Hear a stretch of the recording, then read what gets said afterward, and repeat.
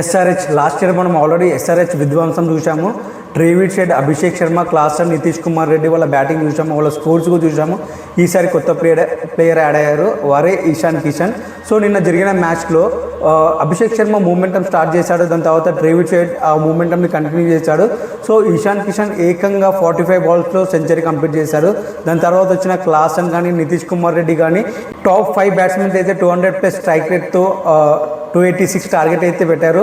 ఒకవేళ ఇలానే ఆడితే టైటిల్ ఫేవరెట్ ఎస్ఆర్హెచ్ అని చెప్పొచ్చు. వాళ్ళ బ్యాటింగ్ కానీ బౌలింగ్ కానీ చాలా బాగుంది. బౌలింగ్ డిపార్ట్మెంట్ చూసినట్టయితే Mohammed Shami, Harshal Patel, Pat Cummins, Simranjit Singh and Adam Zampa వీళ్ళ బౌలింగ్ బ్యాటింగ్ చాలా బాగుంది. సో 286 టార్గెట్ చేసిన తర్వాత మ్యాచ్ అయితే వన్ సైడే డిసైడ్ అయిపోయింది.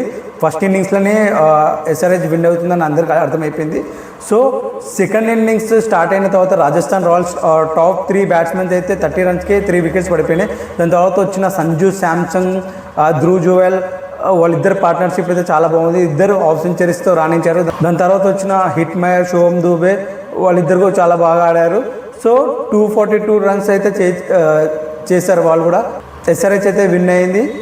మ్యాన్ ఆఫ్ ద మ్యాచ్ వచ్చి ఇషాన్ కిషన్.